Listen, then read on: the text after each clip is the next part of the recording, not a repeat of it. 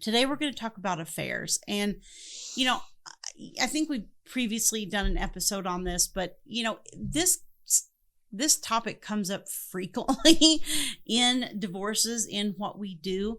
And it's so hard because, you know, you have the person that's reeling from the pain of the other person having had an affair. And usually the person that's had the affair a lot of times is having guilt and other feelings associated with it. And the emotions of this particular topic really, really cause some struggles in the negotiations.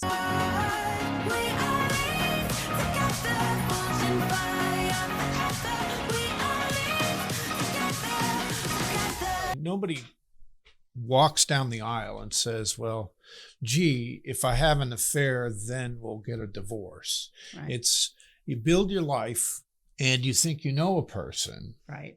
And then suddenly you find out that you didn't know them at all. Yeah. At least that's what it feels like. That's really what it feels like. I remember, you know, I was married 17 years and I've talked about the fact that for me, this is how my first marriage ended. And it was multiple affairs because we tried to reconcile after the first one. And we did for about a year. And then a second one occurred. And so, you know, you really are just trying to kind of hold it together. And it's just, it's a really hard situation to try to recover the marriage from. And you really do feel like, well, is this just now happening? Has it been happening the whole time? Was I just stupid? Did I miss it? You know, am I crazy? You start to feel like your whole life with this person was a lie. That's right. And that's why that pain runs so deep. It's not just the pain of the incident itself. It's the meaning that we attach to it that then impacts the entire relationship. Right. Well, you spend a whole marriage, sometimes years and years, building trust. Right. And you try to understand and be loving and be transparent. And then all of a sudden, whammo, the trust is gone. Yes. It's gone, and it's nearly impossible to bring it back, really. It really is. I've only seen a handful of cases that have been able to recover from it. And, you know, that's one of the aspects that I want to talk about is, can you recover from it? And if so, what are the things you can do that give you the chances of that? Right. I really was quite obsessive in the beginning about what was happening. Right.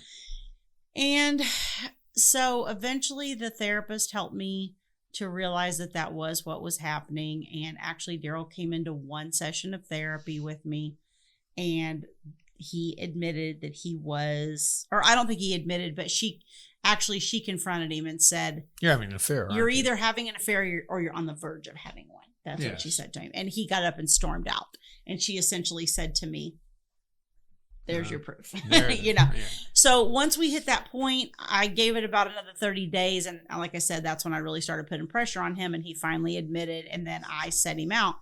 And then that was around Thanksgiving and Christmas of that year. He came back and said, I've stopped seeing her. I'm so sorry. I totally screwed up. I should have never done that. I'm blah, blah, blah, blah. He was like super, super remorseful. Right. And I, being the idiot that I was, took him back. Yes. So we reconciled for the whole next year. That was the year of 2005. And you know what?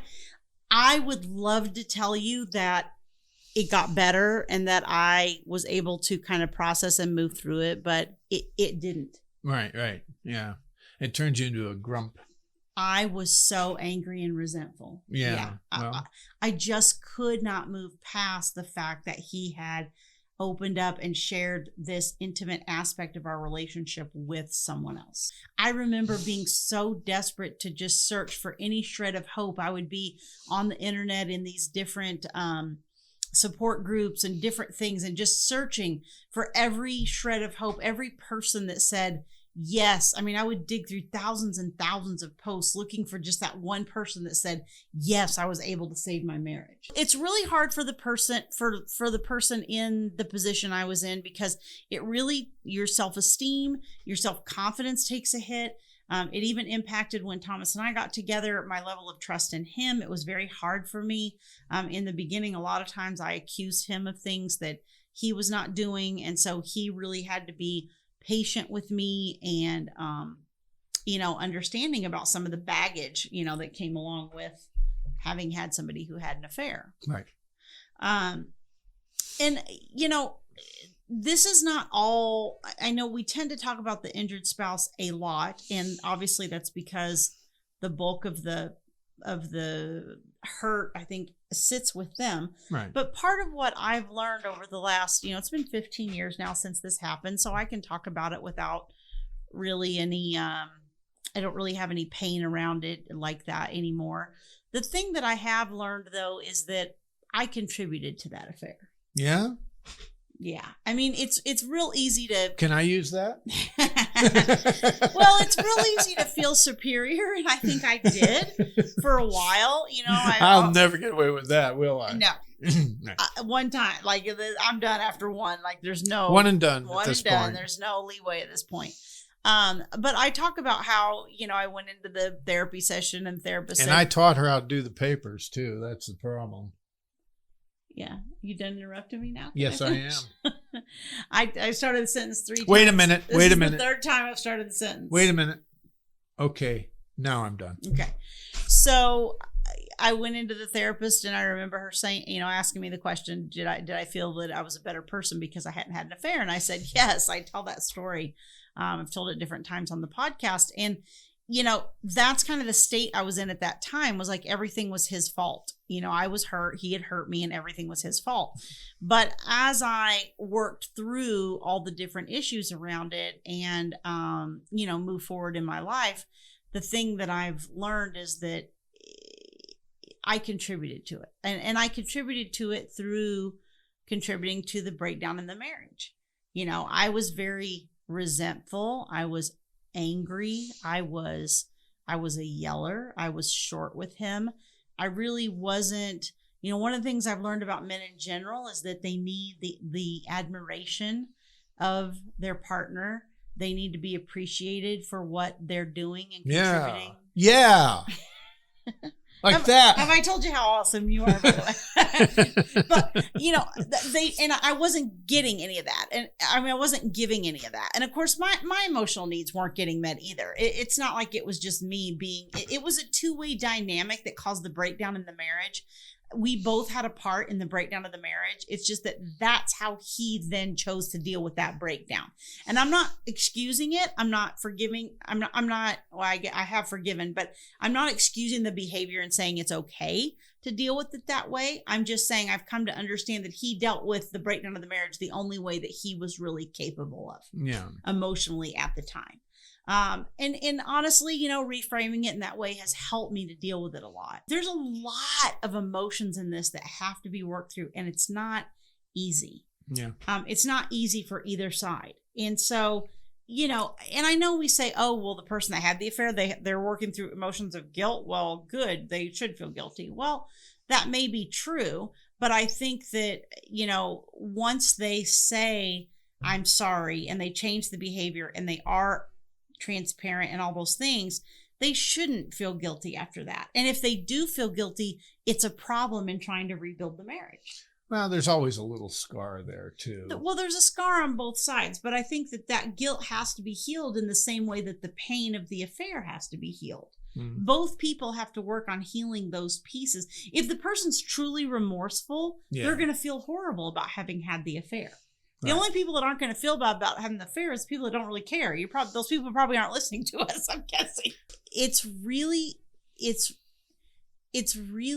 really easy to say, I forgive you. And it's really, really hard to actually process through and let that go. and not keep bringing it up or, using it when you have arguments or whatever. Like that. So because it's so dang effective. Because it trumps all. Those emotional components are things that have to be worked through, dealt with in therapy, understand why they had happened. I had to understand what my role in it was so that I could make sure I didn't repeat that pattern in future relationships. But getting more or giving more is not going to solve the emotional aspect for either party. Right. Yeah. Okay. Anyway, so we hope this little discussion's been helpful, whichever side you're on. We hope it gives you some perspective on what it feels like for the other side, and hopefully coming at you in some way that you can hear it. It's not full of attack from your spouse. Yes. And sometimes hearing it from a neutral source is a little easier to digest. But just know that these emotions are going to come up, and these types of emotions can really cause a lot of litigation and financial hardship, because they cause the parties to just fight, Right. and spend tons of money and trying to divide their property and parent their children and have a support amount just out of trying to win some emotional soothing that's not going to come out of this process. Correct. The emotional soothing is going to have to come outside of, I said that twice, outside of the court process. That's true. You cannot heal your wounds through the litigation. True. Yeah. So, all right. So if you're watching us on YouTube, don't forget to hit like and subscribe so that you get notices of releases of future videos. If you're listening to us on the podcast, please rate and review us wherever you're listening to us. Helps other people find us and helps them be able to consume this valuable information as well. And as always, thanks for joining us. Thank you very much. We'll grow in number, fueled by them to see the horizon, turn us to thousands.